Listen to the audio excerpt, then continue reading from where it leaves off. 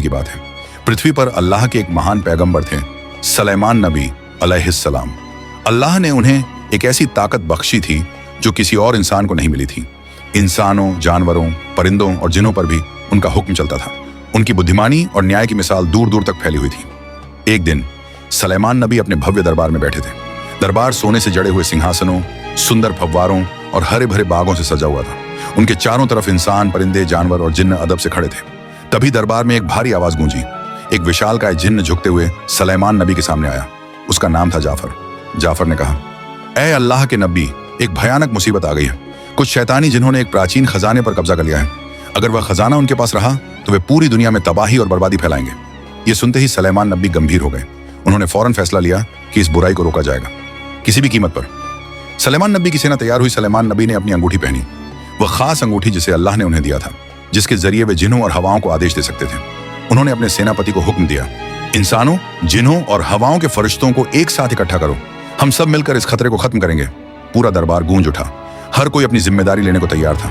हवा तेज चलने लगी, आसमान में परिंदे गोल चक्कर काटने लगे और जिन्हों की फौज बादलों की तरह गरजने लगी। अंधकार की ओर सफर सलेमान नबी ने अपनी सेना के साथ सफर शुरू किया। हवाओं पर सवार होकर वे एक ही दिन में उस खतरनाक काले पहाड़ तक पहुंच गए जहां खजाना छिपा था। लेकिन जैसे ही वे वहां पहुंचे, पूरा आकाश काले बादलों से ढक गया। आग के गोले बरसने लगे। शैतानी जिन्न चारों तरफ से हमला करने लगे। महायुद्ध शुरू हुआ। सलेमान नबी ने अल्लाह का नाम लिया और अपनी चमकदार नूरानी तलवार निकाल ली। जिन्हों और इंसानों की सेनाएं मिलकर शैतानी ताकतों से भिड़ गईं। तलवारें चमकने लगीं, हवा से बिजली जैसी आवाजें आने लगीं और पूरी धरती लड़ाई के शोर से कांप उठी। सलेमान नबी अपने नूर से अंधेरे को चीरते जा रहे थे। जहां जहां वे जाते वहां अंधकार मिट जाता।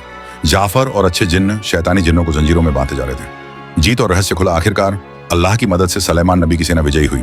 जब सब कुछ शांत हुआ तो सलेमान नबी ने खजाने का दरवाजा खोला, लेकिन अंदर सोने चांदी के ढेर नहीं थे। वहां थी अनमोल किताबें, इल्म, ज्ञान और हिकमत, बुद्धिमत्ता की रहस्यमयी किताबें।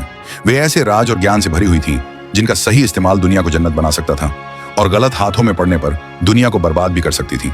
सलेमान नबी ने वह खजाना एक सुरक्षित जगह पर छुपा दिया और अल्लाह से दुआ की, या रब, इस अमानत की हमेशा रक्षा करना। सीख, इस कहानी से हमें यह सबक मिलता है, ताकत केवल जीतने के लिए नहीं बल्कि भलाई और इंसाफ के लिए इस्तेमाल होनी चाहिए। असली खजाना सोना चांदी नहीं बल्कि ज्ञान और समझदारी है। अल्लाह पर भरोसा रखने वाला हमेशा जीतता है। ऐसी और कहानियों के लिए AI24 की स्टोरी को अभी सब्सक्राइब करें।